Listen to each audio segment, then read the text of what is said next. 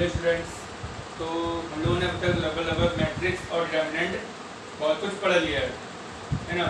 अब बस जो लास्ट के एक या दो टॉपिक बचे हुए हैं उनका लोग ध्यान देंगे, क्योंकि बोर्ड में जो लॉन्ग क्वेश्चन आते हैं उन्हीं से ही आते हैं, है ना।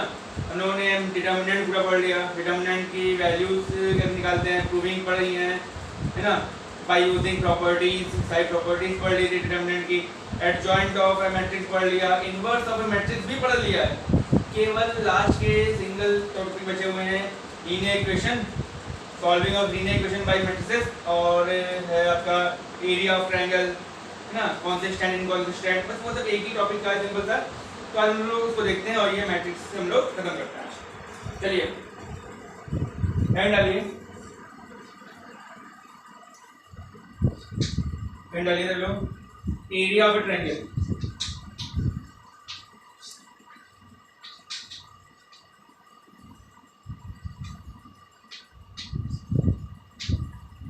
Area of a triangle.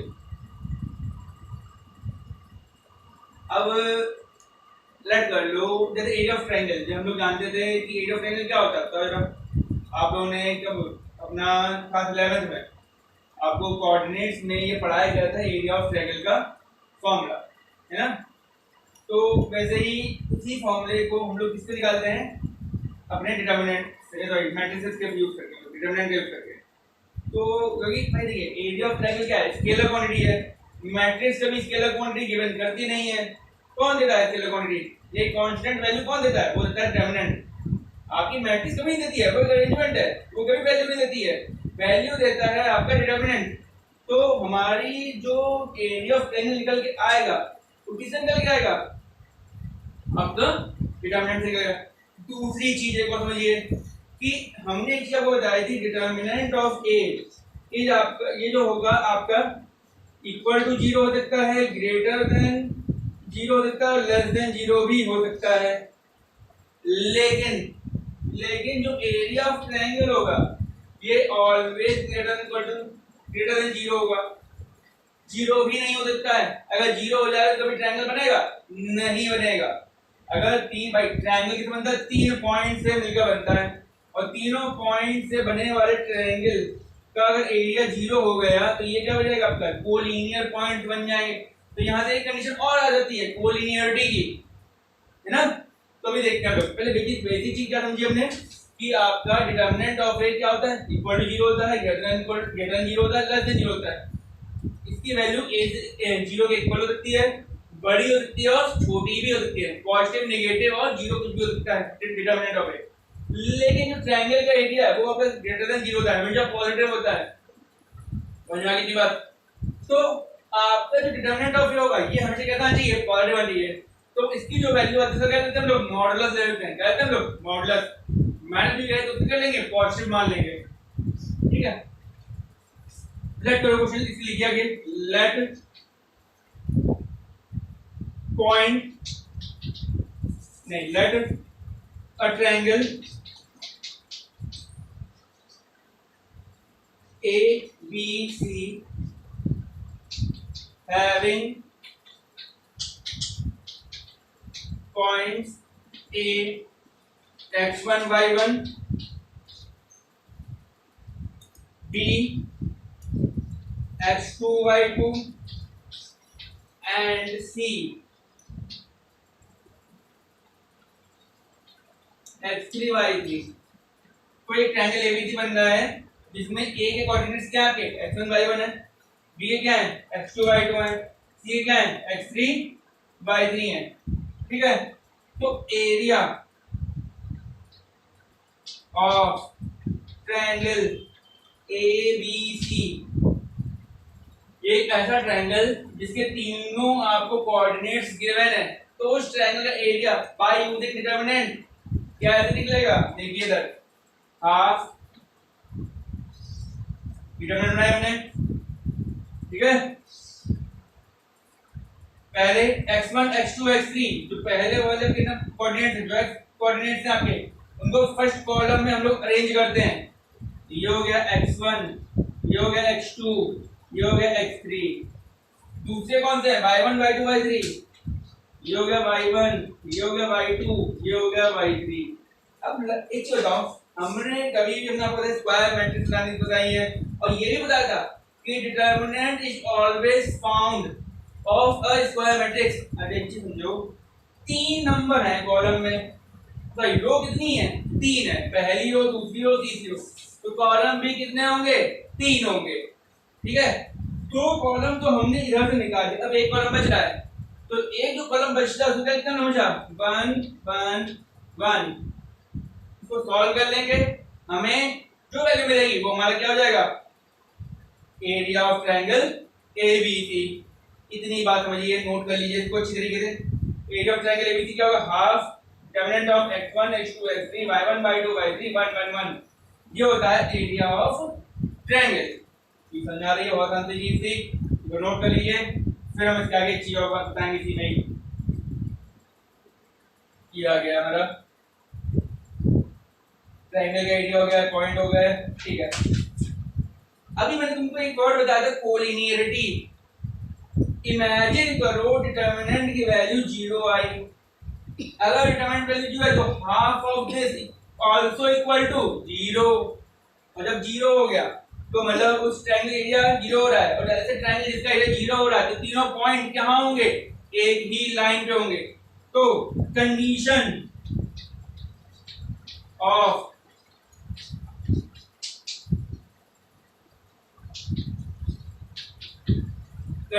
Collinearity, area becomes 0। Area क्या हो जाए? 0 हो रहा है, एरिया क्या हो जाए? 0 हो जाए, मतलब कि ऊपर लिख रहे हैं, ध्यान देखिएगा,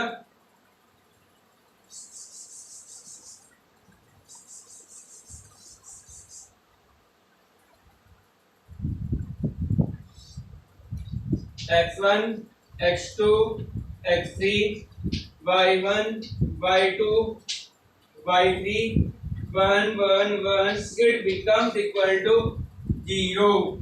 अगर ये होगा तो points are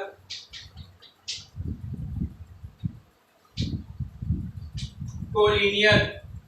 तो पॉइंट्स क्या हो जाएंगे आपके? कोलिनियर हो जाएंगे। बात हमारी बहुत आसान सी बात है, छोटी सी बात है, केवल आपको सॉल्व करना है। और चीज देखो, सॉल्व करने का तरीका बताना है आपको, या तो सिंपली एक्सपेंड कर दो, या फिर 1 1 1 दिख रहा है, और जब 1 1 दिखता है तो हम कैसे सॉल्व करते थे? 0 0 1 मानते। कैसे? r1 r2 r2 r3, क्या ऑप्शन लगाएंगे? r1 r2 r2 r3। जैसे ही ऑप्शन लगाया तो वहां 0 0 1 तैयार होगा, 0 0 1 तैयार हुआ, रो और कॉलम हट गए, मतलब ये वाला रो, ये वाला कॉलम और ये वाली रो हट गई। कौन सी? r3 और c3 हट जाएंगे, तो 2 + 2 की जगह आराम से सॉल्व करेंगे, आंसर आ जाएगा तुरंत। नोट कर लीजिए, है ना, इसको बहुत ज्यादा नोट करिए। एक क्वेश्चन कभी कभार मिल सकता है बोर्ड में, मिले किसी कंपटीशन में, बड़े आराम से मिलता है बोर्ड में, शायद के लॉन्ग क्वेश्चन में, हाँ 1 मार्क्स पूछने लग गए हैं। अब इसमें पैटर्न चेंज हो गया तो 1 मार्क्स, 1 मार्क्स भी आराम से आता है। 1 मार्क्स में ये क्वेश्चन बहुत आराम से पूछा जाता है ना। 1 मार्क है, आपकी किस्मत ज्यादा अच्छी हो जो 2 मार्क्स, मतलब आराम से नोट कर लीजिए इसको, आसान क्वेश्चन है बहुत। लग कर दें, आगे बढ़े,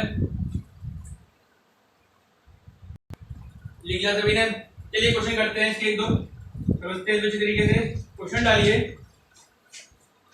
using determinants find the area of,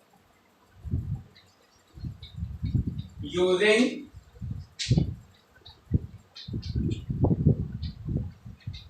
determinants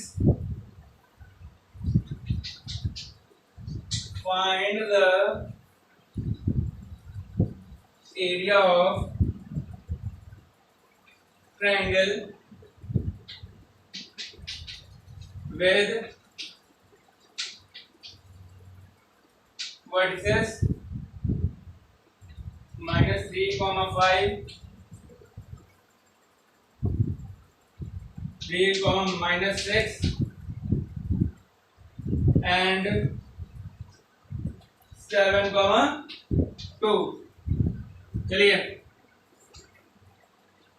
determinant का यूज करके आपको बताना है, डिटर्मिनेंट का यूज करके बताइए क्या बताना है, एरिया ऑफ ट्रायंगल बताना है। कौन सा एरिया? जिसका वर्टिकल दिस है। ये हो गया आपका ए, ये हो गया बी, ये हो गया आपका सी। ए बी सी तीनों मालूम है, फॉर्मूला में पीछे लिख चुके हैं। एरिया ऑफ ट्रायंगल का क्या लिखे थे, याद करो, area of triangle half x1 x2 x3 y1 y2 y3 1 1 1 खत्म। ये x1 y1, ये x2 y2, ये x3 y3 वैल्यू पुट कीजिए और आंसर बताइए मुझे कितना है इसका। जल्दी से वैल्यू पुट करिए, सॉल्व कीजिए और आंसर बताइए इसका कितना आएगा। 1 मिनट टाइम जल्दी से करिए।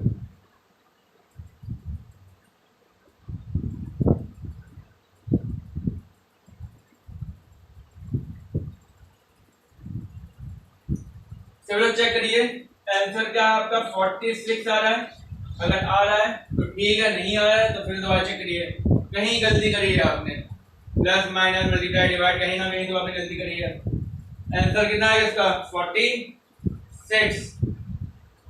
सॉल्व हम नहीं करने वाले, आप ही करना है, इतना आसान क्वेश्चन यहाँ तो नहीं हो पाएगा। ठीक है, वैल्यू पुट करनी है, डिफरेंट वैल्यू निकालनी है, सिंपल सा काम है, आप कर सकते हैं। चलिए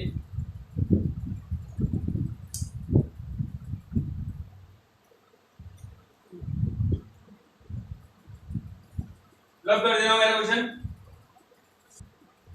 हो गया सभी का। अगला क्वेश्चन देखते हैं, एक क्वेश्चन और देखते हैं इसके ऊपर, अच्छा था। ठीक है, find the equation of the line joining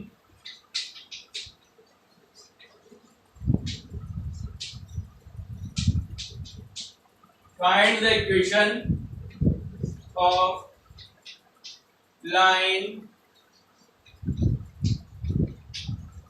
joining the points A 3, 1 and B 9, 3 using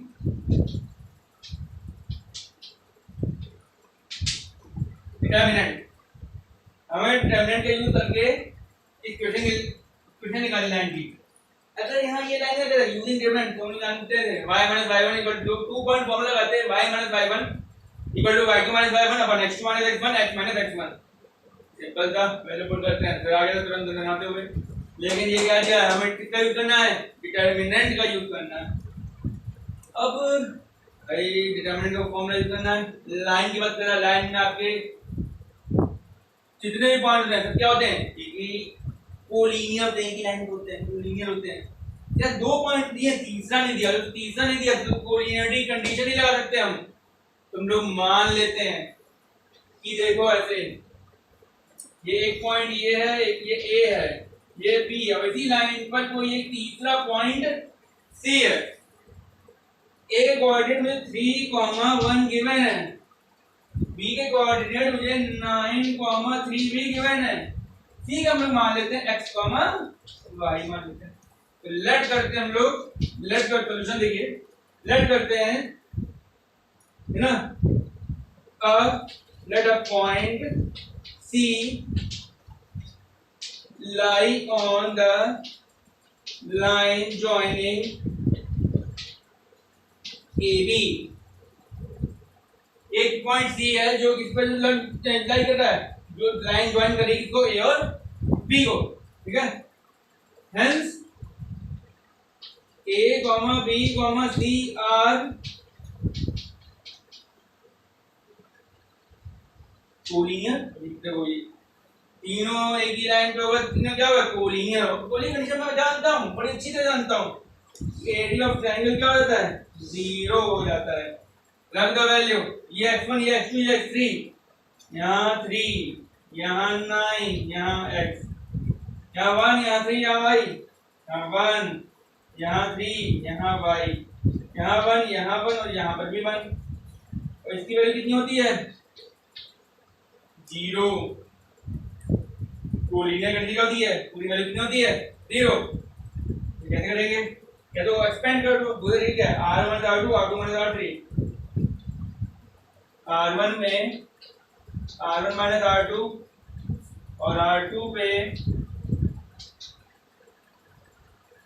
r3, r1 में r1 r2 और r2 पे r2 r3। तो करते हैं, देखो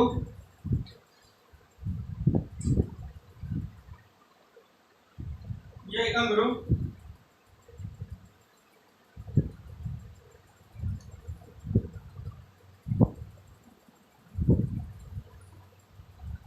चलो बोल दो नेगेटिव में आएगा थोड़ा सा बेटर रहता है। क्या करते r2 पे r2 r1 करते और r3 पे r3 r2 करते, तो अंदर क्या होता ये पॉजिटिव होता, ये x 9 होता, इधर 9 x आएगा, ये भी नेगेटिव में आएगा। तो दिक्कत बन सकती है। दिक्कत क्या, आप लोग गलती कर सकते हो। तो आसान हम लोग क्या करते हैं इसमें, मतलब कि माइनस से बचने के लिए सिंपली r2 पे लगाते हैं r2 r1 और r3 पे लगाते हैं r3 r2। लगा दो जरा, 9 में 3 गया, ये 3 ये 1 ये 1, ये आपका 9 में 3 गया 6, 3 में 1 गया 2, 1 में 1 गया 0, x में 9 गया x -9, इधर y में 3 गया y -3, तो ये 1 में 1 गया 0, दैट इज इक्वल टू 0। और जैसे ये हो गया तो 0 0 1 तैयार हो चुका, तो ये रो और ये रो हट गई। ये तरफ कर देता हूं मैं, यहाँ पर ध्यान से देखिएगा। तो यहाँ क्या बचेगा, यहाँ ध्यान से देखिएगा, यहाँ बच रहा है 6 2 x -9 और y minus that is equal to 0 कर देते हैं। This and this, right to left, left to right. 6 into y -3 minus 2 into x -9 that is equal to 0। तो 6y -18 माइनस 2x प्लस का 18 that is equal to 0। 18 to 18 cancel out. अब 3 इसमें 2 common लेगा, 2 common ले लिया, 3y x equal to 0 और 3y x equal to 0 आ चुका है। देखिए इधर क्या आ चुका है, 3y x इक्वल टू 0, तो 3y x इक्वल टू 0, तो x इक्वल टू 3y। ये हमारी इक्वेशन ऑफ लाइन हो गई, रिक्वायर्ड लाइन, जो हमें लाइन चाहिए थी उसकी इक्वेशन क्या हो गई, x equal to 3y। Note कर लीजिए इसको, डोंट x माइनस 3y लिख लो या फिर 3y माइनस x लिख लो या x इक्वल टू 3y लिख लो, सेम करते हैं ना, जैसे चाहे लिखते हैं आप लोग। आप x माइनस 3y लिखो तो वो भी सही है, 3y माइनस x लिखोगे तो वो भी सही है, मतलब क्यों इक्वल टू 0 है ना, तो x इक्वल टू 3y हो सकता, बढ़िया। नोट कर लीजिए आंसर।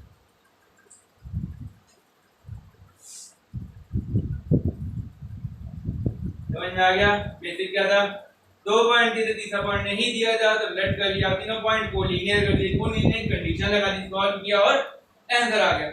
कोलिनियरिटी सॉल्व कर समझ में आ गई क्या, एरिया ऑफ ट्रायंगल आते सॉल्व करना समझ में आया, 0 0 1 बनाते हैं। आप ऊपर बनाइए, r1 r2 करिए, r2 r3 करिए, बेटर रहेगा, करिए और करिए आंसर आएगा।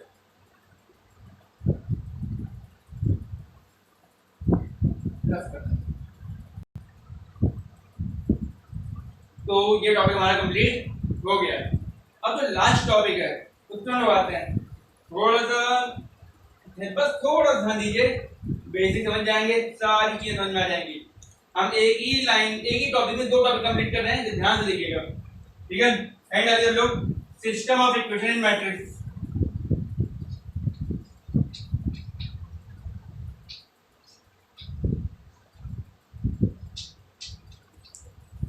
System of equation in matrices, system of equation in matrices. देखिए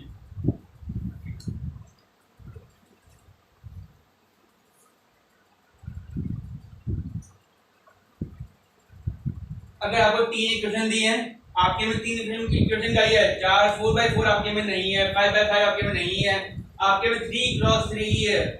ठीक है, तो 3x3 की इक्वेशन कैसे सॉल्व करना है, कंसिस्टेंसी इन नॉन कंसिस्टेंसी कैसे हो रही है, क्या है, सब इसी में हम लोग पढ़ लेंगे। ध्यान देखिए। ठीक है, लेट करते हैं जो हमारी थ्री क्वेश्चंस कौन सी हैं, a1x + a2y + a3z = d1, a1x plus a2y plus a3z that is equal to d1,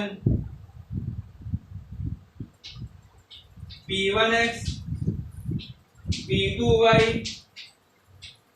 b3z equal to d2,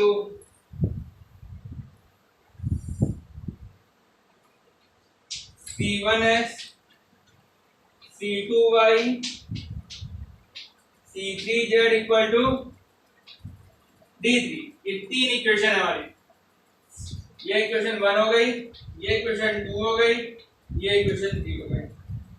ये तीन इक्वेशन हमको दे रखी है, इनको सॉल्व करना है। अब मुझे x y z की वैल्यू निकालनी होगी। इनमें क्या पूछता है, solve these equations and find the value of x y z by using matrices. खत्म काम। मैट्रिसेस का यूज करके आप x y z की वैल्यू निकालिए, इससे आसानी से सॉल्व होता है, आसानी से निकल आता है, नहीं। ठीक है, अब हम लोग पहले तो क्या करना सीखेंगे, हम लोग इन इक्वेशन, ये जो तीन इक्वेशन दे रखी है उससे मतलब ही नहीं है, ये इक्वल टू के लेफ्ट साइड वाला काम है ना, वेरिएबल वेरिएबल एक तरफ, नंबर नंबर एक तरफ। अगर नहीं है तो पहले इस फॉर्म में कर लेना, फिर उसके बाद इस फॉर्म में हमने जो लिखा हुआ है हम लोग क्या करेंगे, पहले इसको मैट्रिक्स के फॉर्म में नोट कर लेंगे, है ना।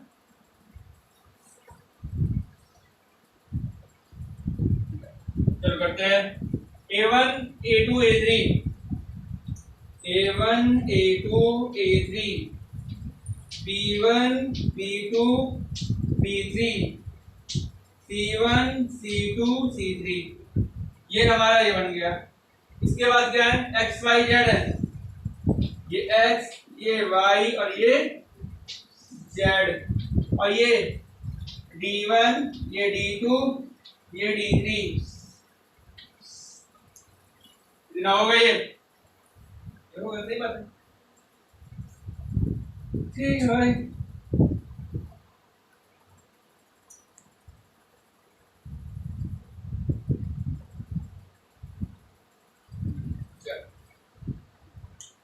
ये हो गया, क्या कर लूंगा। चलो इस पूरे को आप लोग क्या मान लीजिए, कैपिटल A मान लीजिए, इसको आप क्या मान लेते हैं, हम लोग कैपिटल X मान लेते हैं, जो वेरिएबल है, ये एक मैट्रिक्स है, ये वेरिएबल है, तो ये उसका मल्टीप्लिकेशन का रिजल्ट है क्या, B। तो ये क्या हो गया, AX = B, ये क्या शो कर रहा है, AX = B। समझ में आया सभी को, AX = B हो रहा है, तो एक बताओ X की वैल्यू क्या आएगी, X = A इनवर्स B, क्या ये आ जाएगा, बड़ा होगा, A इनवर्स B हो गया। और A इनवर्स की वैल्यू हम लोग क्या जानते हैं, हम लोग जानते हैं इनवर्स होता है क्या है, adjoint A upon A into B। ये x नहीं है, ये इनटू B है, मैंने तो डॉट लगा। और क्या लिखते हैं हम लोग, mod of A 1 upon modulo determinant of A into adjoint A into, अब देखना इसी का ही यूज है, जो कुछ बनना है वो हमारा इससे बनना है, और ये किसके इक्वल है, ये x के इक्वल है, ये किसके इक्वल है, x के इक्वल है। अगर हम इन दोनों को देखें तो मुझे तो क्या बन के दिख रहा है, मुझे ये दिख रहा है determinant of A x equal to adjoint A into B।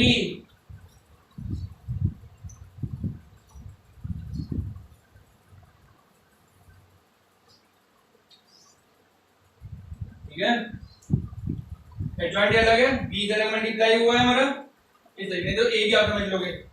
तो determinant of x, determinant of A into x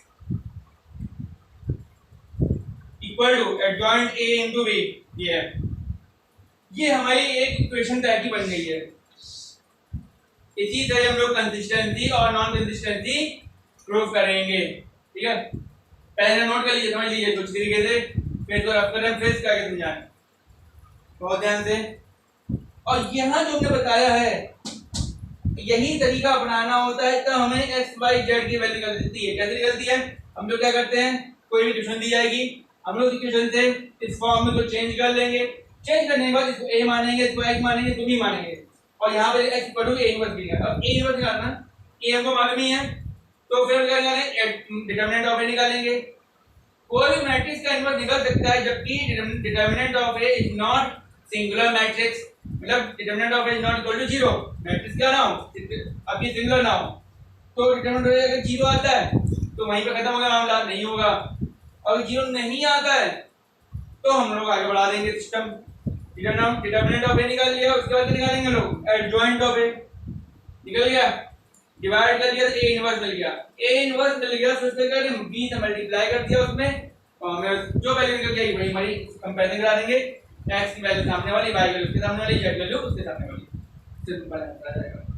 अब कंसिस्टेंसी और इनकंसिस्टेंसी कैसे निकलती है वो यहाँ समझते हैं लोग। नोट कर लीजिए कुछ तरीके से, या फिर भी क्वेश्चन करा के समझाएंगे, पर एक बार इसको नोट कर लीजिए।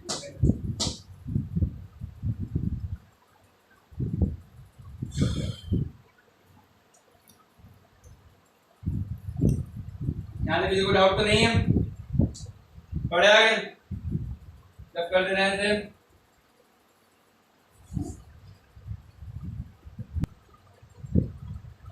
तो हम लोग लेके आया था, आपका हमने भी देखा भी, आपके लाया था determinant of A into x that is equal to adjoint of A into B.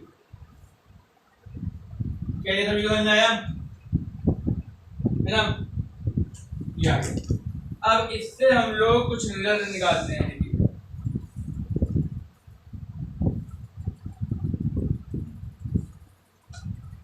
पहली कंडीशन क्या हो सकती है कि आपका तो पहले अपॉन में था ना, अपॉन में था, अगर अपॉन में होगा तो भाई ये डिटरमिनेंट ऑफ ए, या तो ये हमारी वैल्यू कितनी होगी, 0 होगी, तो या फिर इसकी वैल्यू 0 नहीं होगी।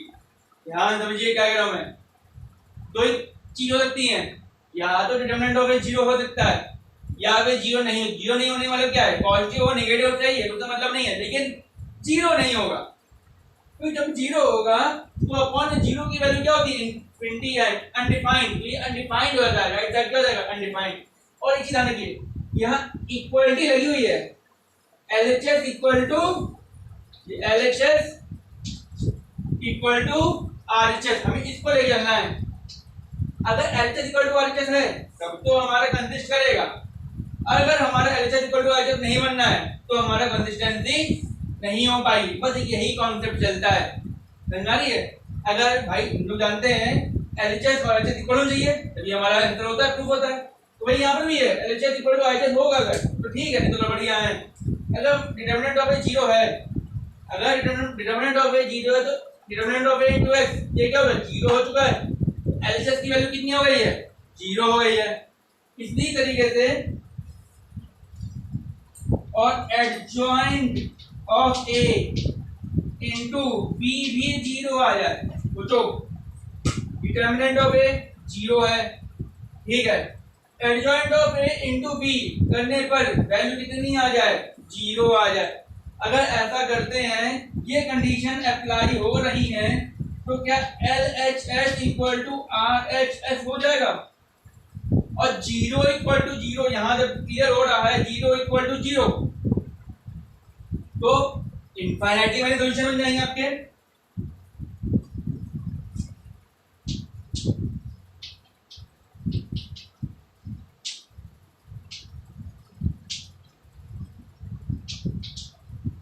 और ये कंसिस्टेंट आ जाएगा।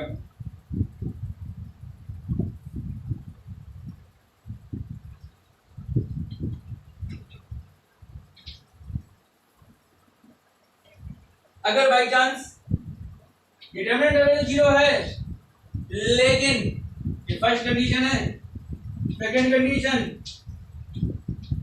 adjoint of a into b is not equal to 0, तो LHS 0 है और RHS not equal to 0 है, तो inconsistent,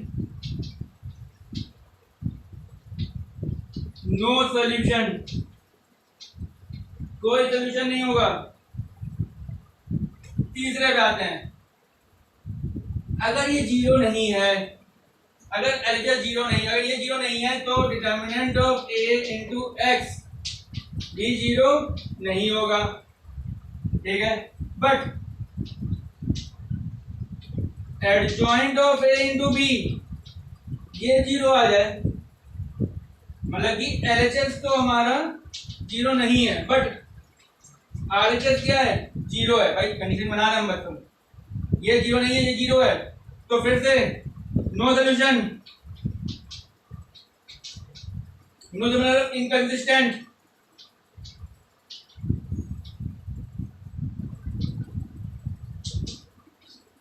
और चौथा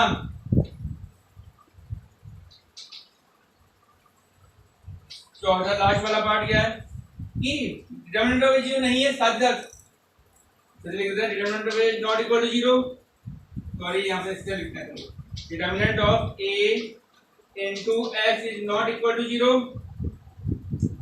और adjoint of A into B is also not equal to zero, तो LHS not equal to zero, RHS not equal to zero, दोनों जीरो नहीं है लेकिन यहाँ बराबर होंगे, जो बराबर हो जाएंगे यहाँ पर यूनिक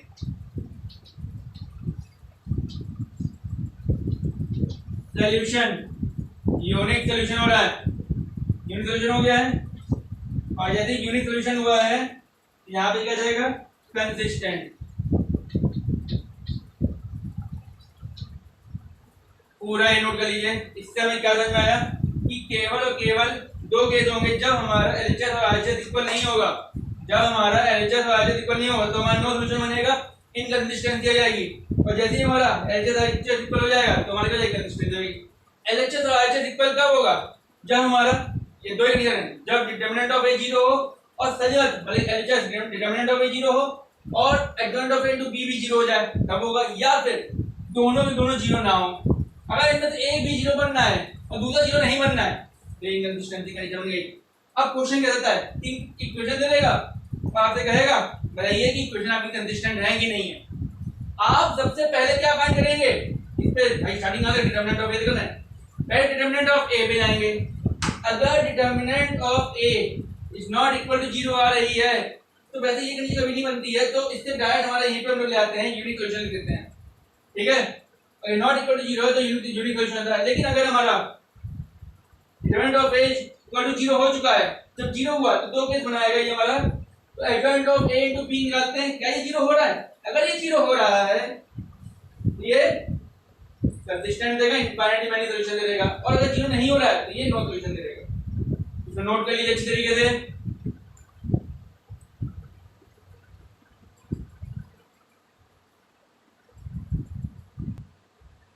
नोट कर लिया सभी ने, हटा दें। तो मेन जो कंडीशन बनती है 1 2 और 3 बनती है, इसको लोग थोड़ा ख्याल रखते हैं। मेन आता है अगर पहले चेक करना है determinant of A not equal to zero आया तो सीधे कितना आना, अगर हम इक्वल टू जीरो आया तो या तो ये या फिर ये कंडीशन आनी है, ठीक है। हटा दें इसको, क्या कर रहे हैं, चलिए इस पे क्वेश्चन करते हैं लोग। क्वेश्चन लिखिए सभी लोग। Using matrix method determine, using matrix method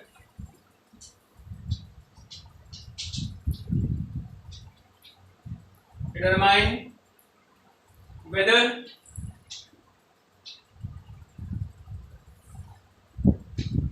the following system of equation are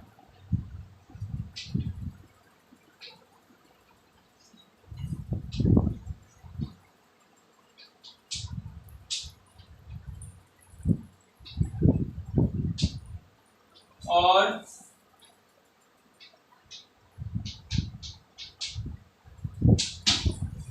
consistent और inconsistent.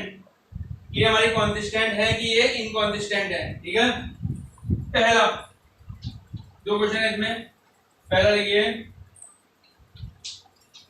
5x minus y plus 4z equal to 5, 2x plus 3y plus 5z equal to 2, 5x minus 2y plus 6z equal to minus का। एक ये question दिया हुआ है और हमें पहचानना है कि ये कंसिस्टेंट है कि इनकंसिस्टेंट है। सिंपल सा तीन इक्वेशन दे रखी है और बहुत आसान है, बता चुके हैं आपको कि इसमें निकालना क्या है, ये कंसिस्टेंट है कि ये इनकंसिस्टेंट है, ये चेक करना है, चेकआउट करना है मुझे। ये कितने नंबर में क्वेश्चन आएगा, एक नंबर में आएगा, क्या दो नंबर में आ जाएगा, बहुत बड़ी बात है, ठीक है। तो पहला काम क्या होगा, इधर पे तरीका लिखना, मैट्रिक्स मेथड में लिखना, मैट्रिक्स फॉर्म में लिखता है। जैसे ये 0 5 - 1 4, 5 - 1 और 4, 2 3 5, 2 3 5, 5 - 2 6। सबके हमने कौन जो थे हमारे वो थे, सबके कांस्टेंट्स जो थे हमारे, सब वेरिएबल के सब लिख दिए हमने, सबके कोएफिशिएंट एक साथ लिख दिए। इसके बाद ये x, ये y और ये z, और इधर d1 d2 d3, 5 2 - 1, क्या ये हो चुका है। इसको क्या लिखते हम लोग, a, इसको लिखते हम लोग x, और इसको लिखते हम लोग b। तो सबसे पहला काम क्या था, डिटरमिनेंट ऑफ a निकालो भाई, निकालो बस डायरेक्ट। 5 मल्टीप्लाई 0 0 बढ़ गई, 6 3 18 प्लस 10 माइनस और माइनस प्लस 1, ये रो गई, 6 2 जा 12 माइनस 5 5 जा 25 प्लस 4, इधर कोई -4 -15, ठीक है। तो 5 × 28 प्लस 1 × -13 प्लस 4 × -19, 5 8 जा 40, 10 15,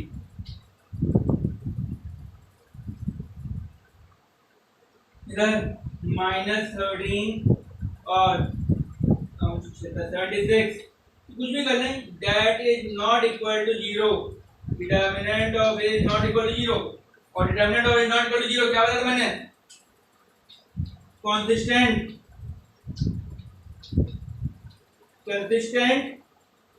यूनिक सॉल्यूशन। ये कंसिस्टेंट भी होगा और यूनिक सॉल्यूशन भी होगा, ठीक है। कंसिस्टेंट और यूनिक सॉल्यूशन नोट कर लीजिए। तरीका समझ में आया, क्या करना है, सबसे पहले डिटरमिनेंट ऑफ निकाल। अगर ये 0 आता तब मैं किधर बढ़ता, adjoint of a into b, ठीक है। अगर ये जो नहीं है तो कोई मतलब भी नहीं है, चेक कर लो, इसे नोट कर लीजिए। हम लोग डिटरमिनेंट ऑफ a निकाला, चेक किया, इतना आ गया।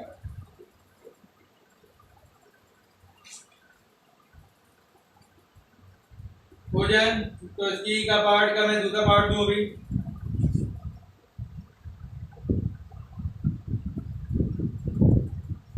कर दें,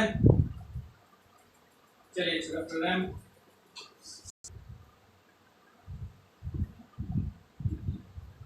3x minus y minus 2z equal to 2, 2y minus z equal to minus का 1 और 3x minus 5y that is equal to 3। ये है, करो जल्दी से। 3 माइनस 1 2, 3 माइनस 1 माइनस 2, x नहीं है 0, y 2 है और z कितना है माइनस 1 है, x कितना है 3 है, y नहीं है तो 0 हो गया और z कितना है माइनस का 5 है। इधर x y z, इधर 2 माइनस 1 3, डिटरमिनेंट ऑफ ए निकालते हैं हम लोग। 3 इंटू ये रो हट गई माइनस 10, ये 0 हो गया, माइनस माइनस प्लस 1, ये रो हट गई, ये 0, ये माइनस का 3, ठीक है। गड़बड़ा रहा मामला,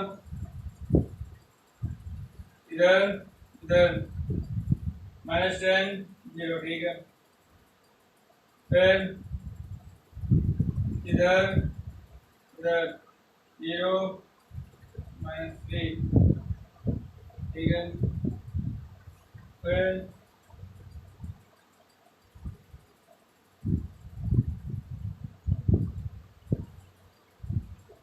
माइनस 2,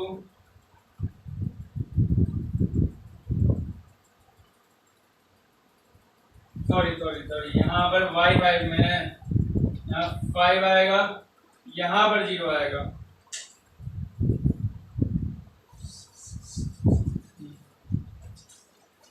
चलिए देखते हैं, डिटरमिनेंट ऑफ ए 3 लिया, इधर गई इधर गई, ये रो गई 0 और प्लस 5, माइनस माइनस प्लस 1, ये रो गई, अरे ये वाली गई और ये वाली गई, ये 0 और माइनस प्लस 3, इसके बाद माइनस 2 लिया, ये गया ये 6 आ गया,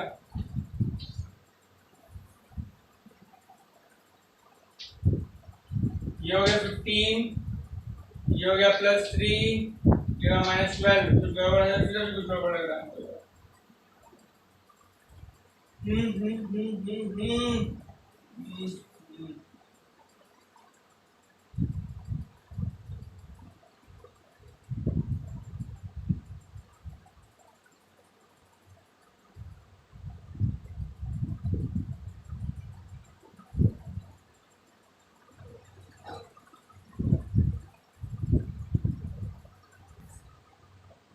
निकालिए लीनियर डिटरमिनेंट ऑफ ए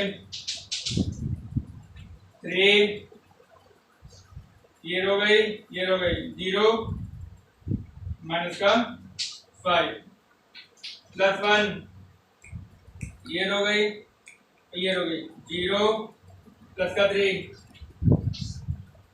और ये माइनस 2, ये रो गई 0 माइनस का 6,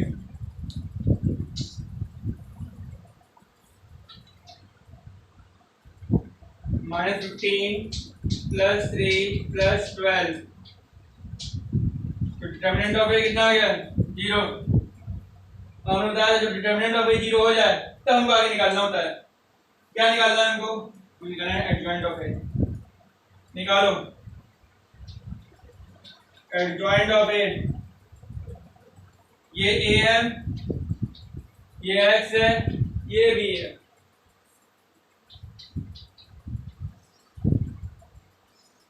सभी लोग इसके कोफैक्टर निकालिए।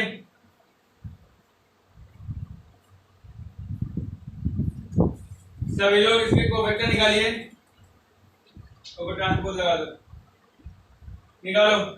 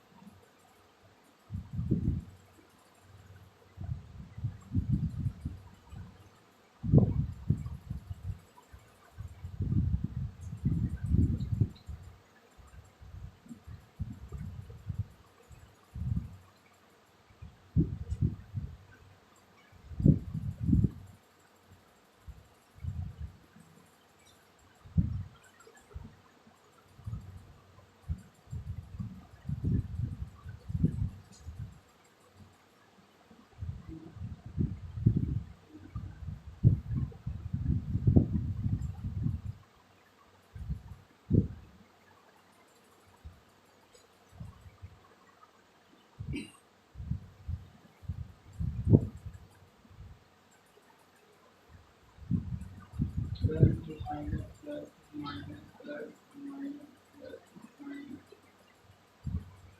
ट्रांसपोज क्या होगा आपका?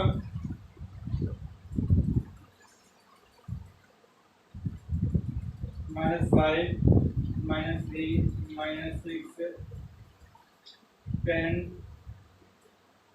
6 12 I B।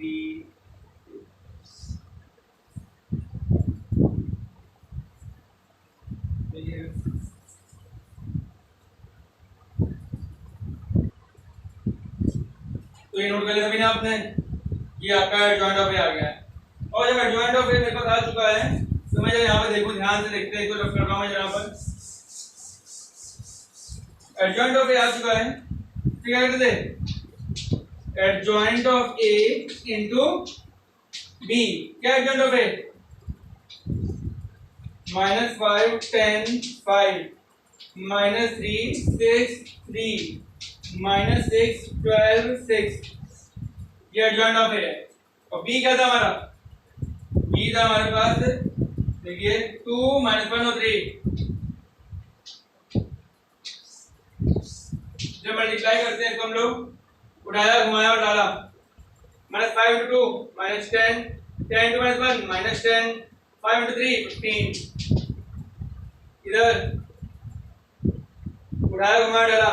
-6 -6 + 9 -12 -12 + 18। ये क्या हो जाएगा मेरे पास आकर के? 20 में से 5 गया -5, 12 में से 9 गया -3, 24 में से 18 गया 6। क्या जीरो है? नहीं, जीरो नहीं है। तो एडजॉइंट ऑफ ए ना into b is not equal to 0, but determinant of a equal to 0। तो आंसर क्या बन गया? आंसर क्या हो गया? ये इनकॉन्सिस्टेंट, नो सॉल्यूशन। क्यों हो गया? समझ में आ गया? ये LHS है, ये RHS है, that is not equal. LHS is not equal to RHS। ये क्या हो जाएगा? इनकॉन्सिस्टेंट और नो सॉल्यूशन। नोट कर लीजिए पूरा अच्छी तरीके से, है ना? ध्यान करेंगे तो आगे। चलो ये लास्ट क्वेश्चन और देखते हैं। अब होते हैं सिस्टम ऑफ इक्वेशन। हम लोग x y z वैल्यू कैसे निकालते हैं? सब कुछ निकाल चुके हो।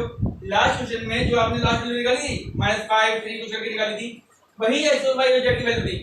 क्वेश्चन एक बार करते हैं हम लोग, ध्यान से देखिएगा। क्वेश्चन दिया हुआ है, using matrix solve the following system of equation. Using matrix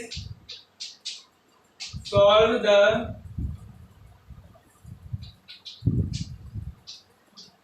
following system of equation. लिखिए, सॉरी 4x + 3y + 2z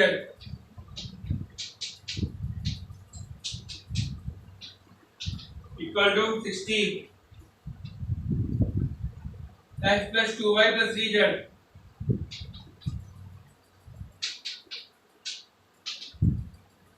45।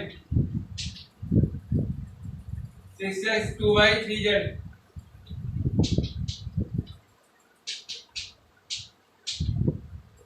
70। अगर ये इक्वेशन दे रखी है तो क्या बन के आएगा हमारे पास?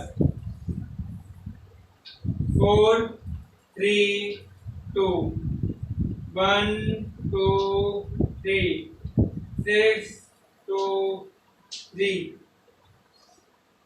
x y z 60 45 70। ये होगा A, ये होगा B, सॉरी X, ये होगा B। ठीक है? तो पहले डिटरमिनेंट ऑफ A, निकालो डिटरमिनेंट ऑफ इट। 4 ये रो और ये रो गई, 6 माइनस 6 माइनस 3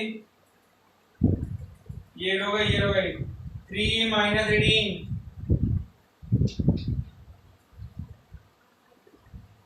ये रो गई 2 माइनस 12 ये हो गया 0, ये हो गया प्लस का कितना 15 45 45, ये माइनस का 20, दैट इज इक्वल टू 25। तो डिटर्मिनेंट ऑफ ए आगे लिख रहा हूं मैं यहाँ पर, determinant of A is not equal to 0, तो है ना ए इनवर्स एग्जिस्ट हो गया। इस सिंपल सी बात है। अब ये निकाल एडजॉइंट ऑफ ए निकालूंगा मैं, एडजॉइंट ऑफ ए निकालिए सभी लोग।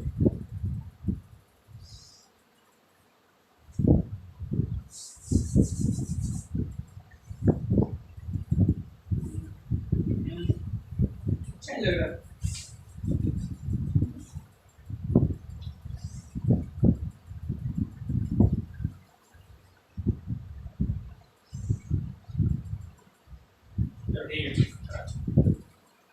निकाले सभी लोग, हम लिख दिया राइट 0 माइनस 5 5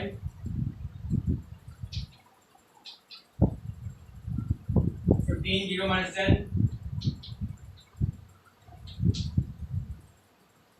माइनस 10 10 और 5 आता है निकालना। कोफैक्टर्स निकाली सारे प्लस माइनस साइन के साथ फिर ट्रांसपोज कर दीजिए, आपकी वैल्यू आ जाएगी। ये एडजॉइंट ऑफ ए है। अगर ये एडजॉइंट ऑफ ए है तो x की वैल्यू क्या होती है, x इक्वल टू क्या a इनवर्स इनटू b। अच्छा ये एडजॉइंट ऑफ a इनवर्स क्या होगा, a inverse equal to 1 upon determinant of a into adjoint of a। Simple था, आगे मल्टीप्लाई कर देंगे। करते हैं यहाँ पर हम लोग 1 अपॉन 25 ये upon a determinant of a, adjoint of a की वैल्यू क्या होगी 0 माइनस 5 5 15 0 माइनस 10 माइनस 10 10 5, इधर क्या है 60 45 70।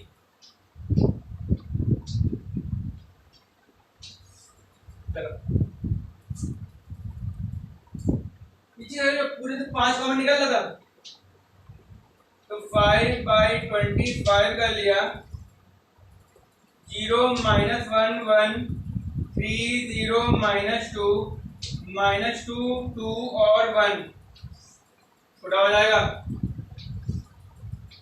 60 45 70। अब कर लेगा आराम से, गिरफ्त कर दे रहा हूं मैं।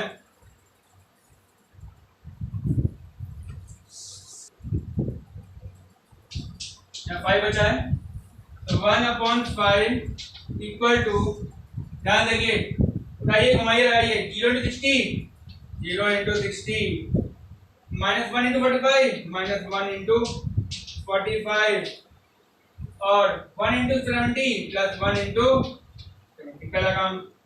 दूसरा क्या हुआ, उठाया घुमाया लगाया 3 इंटू 60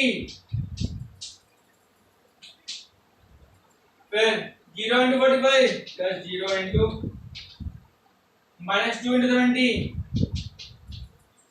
तीसरा क्या है minus 2 into 70 minus 2 into 60 plus 2 into 45 plus 1 into, जब सॉल्व करता हूं मैं 1 अपॉन 5 0 माइनस 45 का 70 तो 70 में से कितना जाएगा 25 बचेगा, ये हो गया 180 ये 0 ये 140 180 में से 140 क्या 40, ये हो गया माइनस 120 ये 90 90 और 70 160 160 में से 120 क्या वैल्यू कितनी आ गई मेरे पास,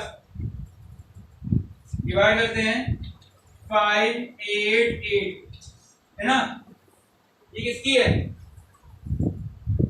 हमारा लास्ट जो फॉर्म बचता था वो क्या बचता था, ध्यान दीजिए, x equal to b inverse sorry a inverse b, ये क्या है, a इनवर्स b आया है, कितना आया है 5 8 8 और x वैल्यू क्या है x y और z, तो x की वैल्यू 5, y की वैल्यू 8, z की वैल्यू भी 8, बस खत्म। यही एक लास्ट क्वेश्चन था, तो आप कुछ क्वेश्चन करके अब आपको इसी टाइप क्वेश्चन लगाने हैं, इस तरीके सॉल्व करना है और बस आपका मैट्रिसेस खत्म हो चुका है। ठीक है, एक दो शीट देंगे, अगर एक दो टाइप के एक्स्ट्रा क्वेश्चन होंगे तो 3 शीट में कंप्लीट कर देंगे। ठीक है, और बाकी की अगली क्लास में हम लोग इसके डाउट्स चेक आउट करेंगे और आराम से क्वेश्चन लगाइए, नहीं आए तो वे भी डाउट आप फ्रीली पूछ सकते हैं।